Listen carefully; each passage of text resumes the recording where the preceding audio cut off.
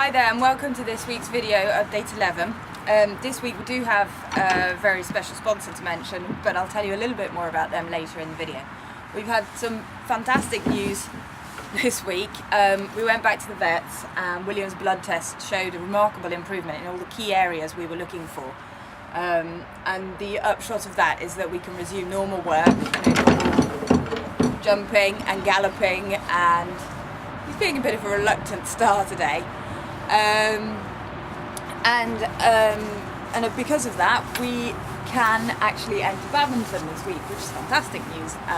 It was our initial aim this spring, and obviously, we thought it had taken a back seat with the news we had about him not being quite in top form.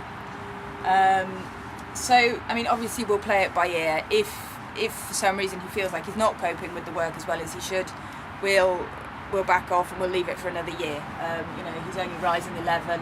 It would be silly to let vanity and ambition get in the way of his long-term fitness and career. Thank you.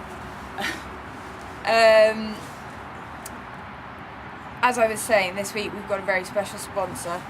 A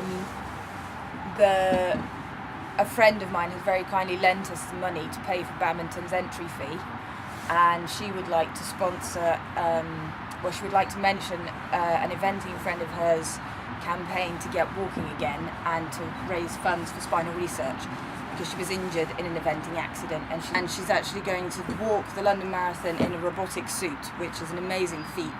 She's a very determined lady, and it's quite remarkable what she's achieved so far. What does grate slightly is that, I'll try and explain how Badminton runs their entry list. So the closing date is this week, but the event isn't for another 6 to 7 weeks.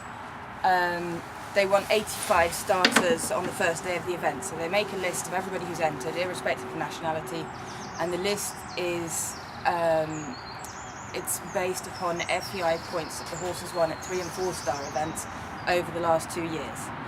As anybody from the list of the top 85 withdraws due to injury or lack of preparation, someone from underneath on the wait list gets to come up and take their place. We have 11 of these points, and based on last year's entry list, we're not going to get in with that amount. However, it's an Olympic year, and it could well be that foreign nations run less horses because they want to preserve it for the Olympics, and we'll just have to see. It couldn't be that we get in, and if we don't, it doesn't matter. We've got another programme of 3- and 4-star events to aim at this year, and then we can try again next year.